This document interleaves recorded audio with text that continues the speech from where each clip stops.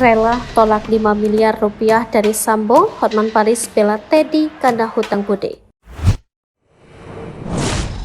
Pengacara Hotman Paris Hutapea mengaku menolak bayaran sebesar 5 miliar rupiah yang ditawarkan ex-Kadif Propam Polri Ferdy Sambo untuk pembelanya dalam kasus pembunuhan Brigadir J.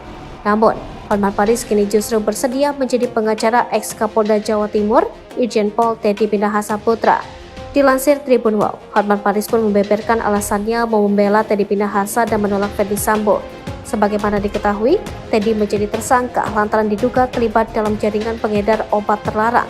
Ia diduga menjual sabu-sabu hasil sitaan kepada sejumlah bandar dan seorang pemasok narkoba di diskotik Jakarta.